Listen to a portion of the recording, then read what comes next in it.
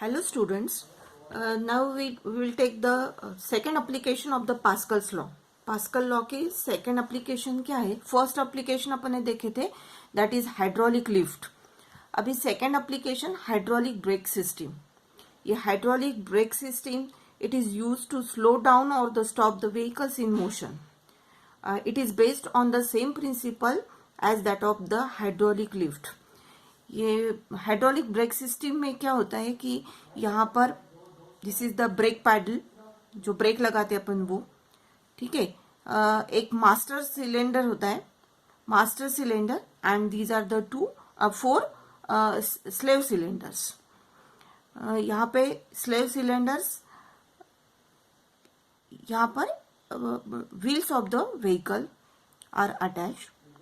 अब इसमें क्या टेक्निक है, देखो यहाँ पर ब्रेक पैडल के ऊपर पैर रखने के बाद क्या हो जाएगा, ये मास्टर सिलेंडर के ऊपर फोर्स F1 इज एक्ट, और फोर्स एक्ट हो जाने के बाद यहाँ पर प्रेशर क्रिएट हो जाएगा। इसका area A1 is the area, so यहाँ पर प्रेशर एक्ट हो जाएगा P is equal to F1 upon A1। Okay, यहाँ पे प्रेशर एक्ट होने के बाद according to Pascal's principle same pressure will be applied to the slave cylinders. ये slave cylinders और फोर व्हील्स को अप्लाई रहते हैं, अटैच रहते हैं, ठीक है। और यहाँ पर ये जो हाइड्रोलिक ट्यूब्स दिखाई है, ये हाइड्रोलिक ट्यूब्स में ऑयल फिलअप रहता। अभी यहाँ का प्रेशर अगर बढ़ गया तो हर जगह पे प्रेशर बढ़ जाएगा चारों व्हील्स के ऊपर, कि जो भी स्लेव सिलेंडर है वहाँ का। तो यहाँ का ये जो स्लेव सिलेंडर से इसका एरिया मास्टर सिलेंडर से ज़्यादा है। Same technique we have used in hydraulic lift. पहले कंटेनर का एरिया दूसरे कंटेनर से कम था, वैसे यहाँ का भी एरिया इससे कम है, ठीक है। तो अभी यहाँ पर प्रेशर बढ़ गया, उसके कारण यहाँ पे जो भी ऑयल है वो यहाँ से पुश होने की कोशिश करेगा, ठीक है। तो उसका जो भी वॉल्यूम है ऑयल का, वो कांस्टेंट रहने के लिए यहाँ पर जो सेव सिलेंडर्स की यहाँ के जो पिस्टन से जो व्हील्स को अटैच रहते हैं वो ब्रेक्स के ऊपर फोर्स अप्लाई करेंगे, ठीक है। यानी यहाँ पे F1 फोर्स अगर आपने थोड़ा सा फोर्स भी अप्लाई किए तो भी ये चारों स्लेव सिलेंडर्स का जो फोर्स रहेगा वो बहुत ज़्यादा रहेगा। Therefore, these slave cylinders pushes the friction pads against the rotating disc. यहाँ पर ये फ्रिक्शन पैड्स हो गए, ये यहाँ पे जो व्हील्स के जो ये रहते फ्रिक्शन पैड्स रहते उनको अटैच रहते हैं, इसलिए that the speed of the vehicle to be slow down और stop. Is it clear? This technique is used in a hydraulic brake system. First application is the hydraulic lift and second one is the hydraulic brake system. Now we will take one numerical based on this. अभी के book का जो solve numerical है, example number 2.3, page number 32। क्या दिया हुआ है देखो, a hydraulic brake system of a car of mass 1000 kg having speed of 50 kilometre per hour. एक कार है, उसकी स्पीड, इनिशियल स्पीड जो है it is equal to 50 kilometre per hour, it is given. Has a cylindrical piston of radius of 0.5 centimetre. The slave cylinders has a radius of 2.5 centimeter. If a constant force of 100 Newton is applied on the brake, what distance the car will travel before coming to stop? Question समझ में आ गया। अभी देख लेते कि इसमें given क्या क्या है। उसका मास दिया हुआ है, mass of the car that is 1000 kg। उसके इनिशियल स्पीड दी है 50 किलोमीटर पर आवर। अभी किलोमीटर पर आवर में उसको कन्वर्ट कर लेते तो u बन जाएगा आपका 50 into 1000 upon 3600। You will get u is equal to 500 upon 36 metre per second. Okay, now again what is given, speed दी है, उसका मास दिया हुआ है, has a cylindrical piston of radius 0.5 centimetre. Okay, जो मास्टर सिलेंडर है उसका जो एरिया चाहिए रहता आपको उसकी रेडियस दी हुई है। रेडियस कितनी दी हुई है? R1 it is equal to 0.5 centimeter. ये हुआ मास्टर सिलेंडर का। The slave cylinder has a radius of 2.5 centimeter. ये जो स्लेव सिलेंडर है उसकी रेडियस है 2.5 सेंटीमीटर। अभी ये दोनों सेंटीमीटर में उसको कन्वर्ट कर लेंगे अपन मीटर में। ओके, और ये area of that it is given by pi r square. Circular है तो पाई आर स्क्वायर एरिया हो जाएगा। इसका A1 एरिया और A2 एरिया अपन निकाल सकते हैं। ठीक है, तो if a constant force of 100 newton is applied on the brake, यहाँ पर जो मास्टर सिलेंडर है उसके ऊपर 100 न्यूटन का फोर्स अप्लाई किया है। What distance will the car will travel before coming to stop. अभी before coming to stop means उसकी फाइनल वेलोसिटी 0 हो जाएगी, और जो भी फोर्स है उसके कारण रिटार्डेशन हो जाएगा। रिटार्डेशन के कारण वो means acceleration in opposite direction, that is retardation. Retardation के कारण वो स्लेव जो कार है वो स्टॉप हो जाएंगी। ठीक है, तो अभी वो रिटार्डेशन पहले फाइंड आउट करना पड़ेगा। How will you find out? पहले तो अपन ने A1 एरिया फाइंड आउट कर लिए by using this formula pi R1 square. A2 area find out कर सकते हैं। ठीक है, और आपको फोर्स इक्वेशन पता है, that force equation F is equal to M into A रहता है। अभी आपको F2 के ऊपर कितना फोर्स अप्लाई हो रहा है वो फाइंड आउट करना है, क्योंकि F1 दिया हुआ है। F2 कितना हो जाएगा? F2 it is equal to M into A। This A is a retardation. Now by Pascal's principle क्या होता है? F1 upon A1 it is equal to F2 upon A2। So F2 निकाल सकते अपन। F2 it is equal to F1 upon A1 into A2। ठीक है, अभी value सब रख लेते हैं यहाँ पे, that F1 it is equal to 100 Newton is given. A2 area pi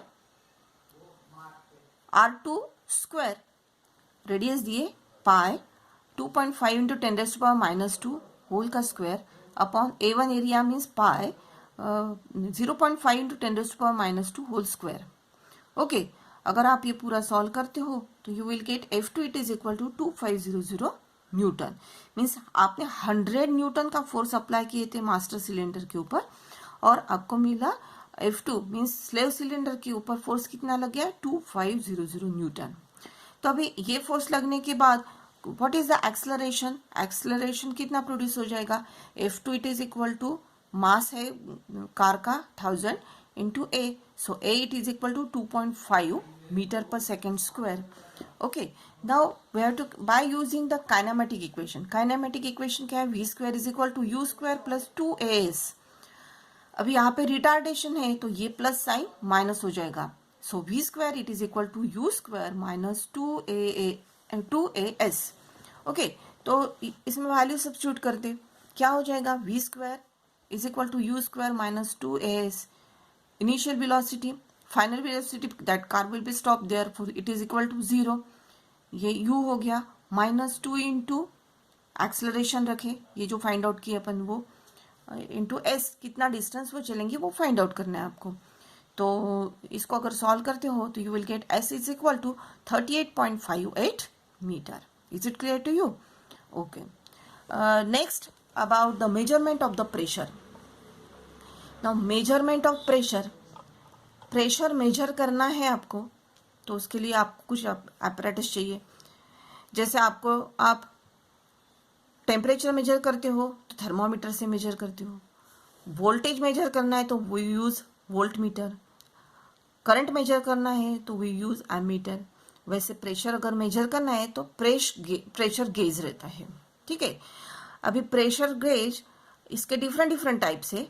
आपके अभी सिलेबस में आपको स्टडी करना है सिर्फ mercury barometer and U tube manometer. Okay, तो मर्क्यूरी बैरोमीटर क्या होता है पहले देख लेते। Mercury barometer it is use to measure the atmospheric pressure. अगर आपको एटमॉस्फेरिक प्रेशर मेजर करना है तो we use the mercury barometer. अब ये मर्क्यूरी बैरोमीटर कैसे होता है वो देख लेते। मर्क्यूरी बैरोमीटर में एक ट्यूब रहती, ग्लास ट्यूब, उसकी लेंथ जो है मीन्स हाइट उसकी दैट इज 1 मीटर, और उसका जो डायमीटर है वो 1 सेंटीमीटर, और इसमें पूरा यहाँ तक मर्क्यूरी भरा रहता।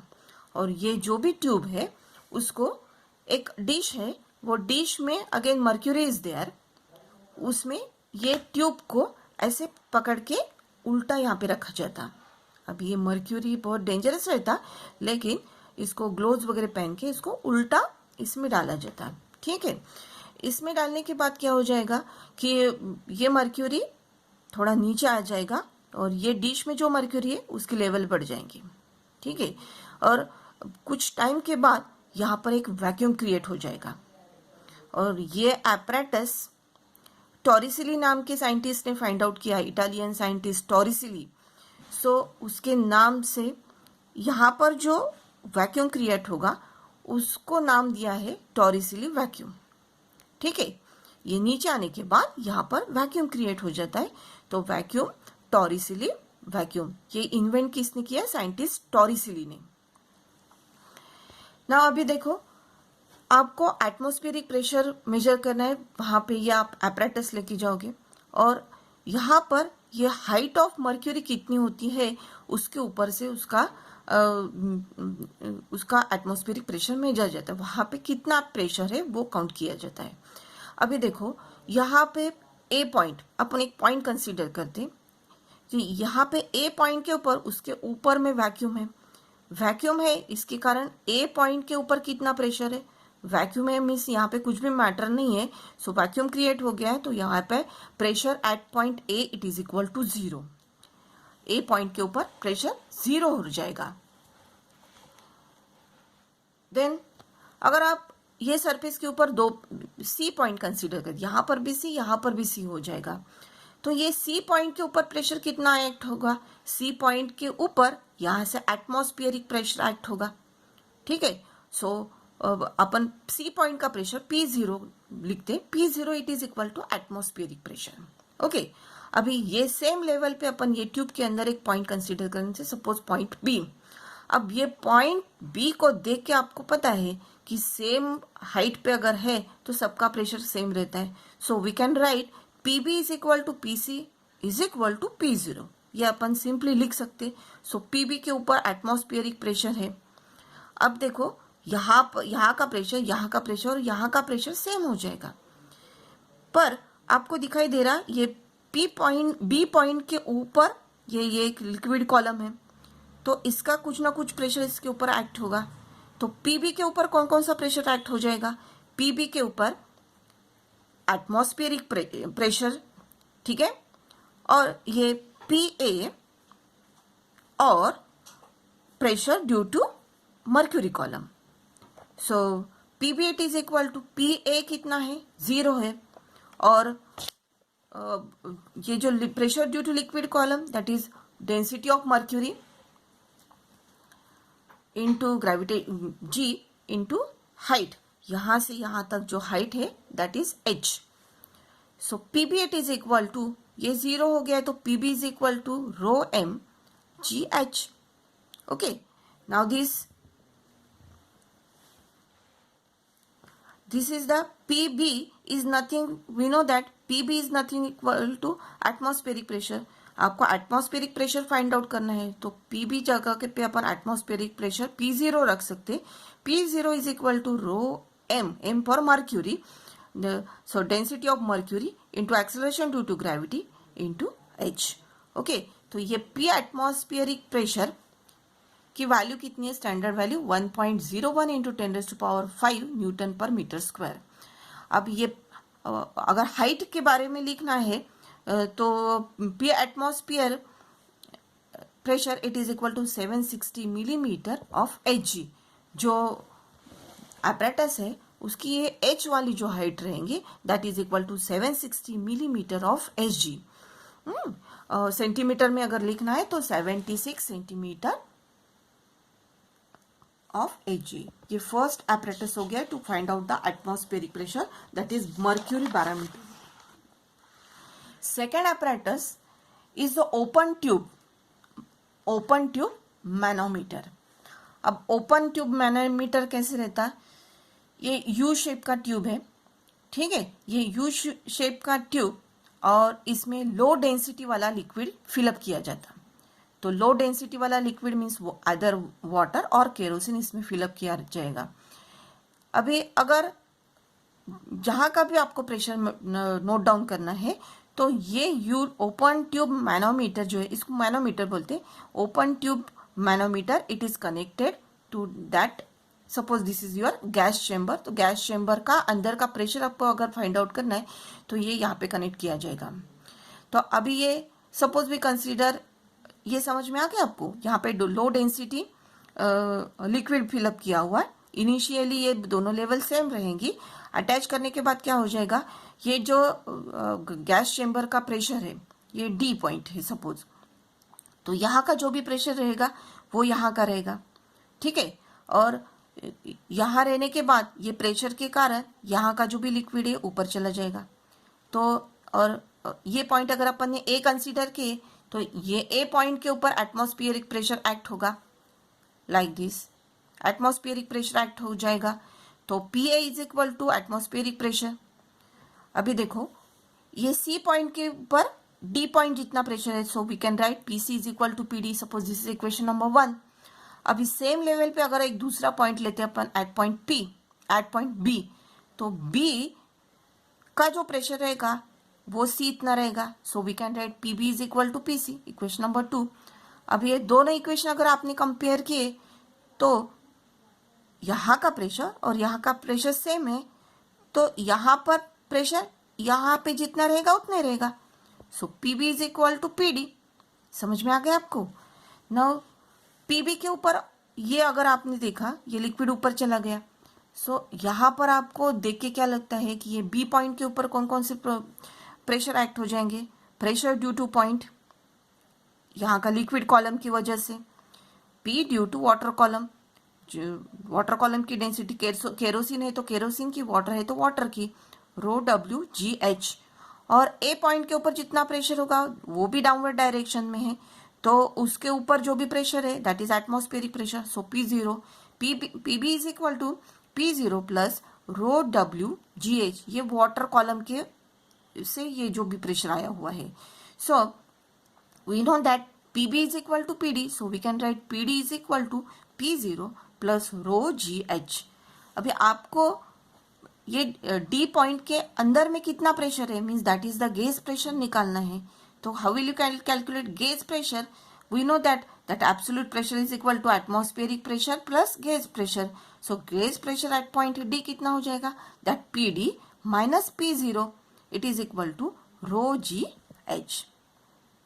Okay, it is clear to you? In this way we use two apparatus to measure the pressure. First one that is the mercury barometer and the second one open tube manometer. इसके ऊपर question आ सकता है तो you have to describe like this.